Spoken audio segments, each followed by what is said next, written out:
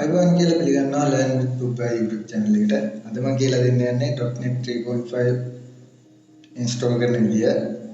මේකෙදි මම කියලා දෙනවා online install කරන විදියයි offline install කරන විදියයි දෙකම.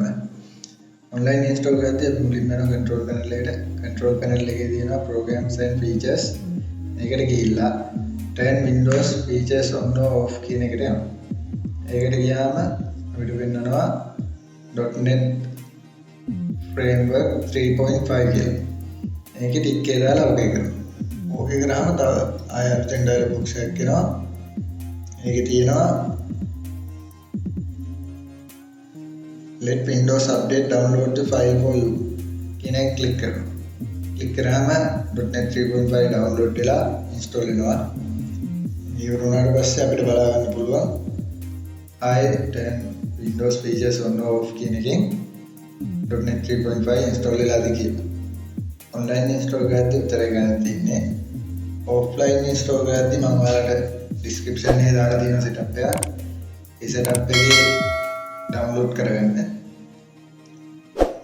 download කරගෙන ඒක install කරගන්න. ඒක install කරන විදිහ මම ඊළඟට පෙන්නන්නම්.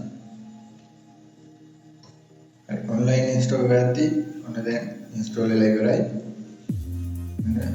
.NET 3.5 කියන එක දෙන්නවා ටික් එක. දැන් අපි කරමු offline install කරන විදිය. මේ තියෙන්නේ මම කියපු setup එක. මේක description එකේ නැත්නම් පළවෙනි comment එකේ තියෙනවා. මේ මම link එක දාලා තියෙන්නේ. ඒකෙන් download කරගන්න.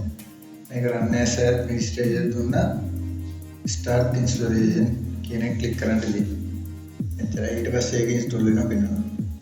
ඔයාලට වැදගත් කියලා හිතනවා නම් මේ වීඩියෝ එක like කරන්න, comment කරන්න, තව කට්ටියට බලන්න share කරන්න.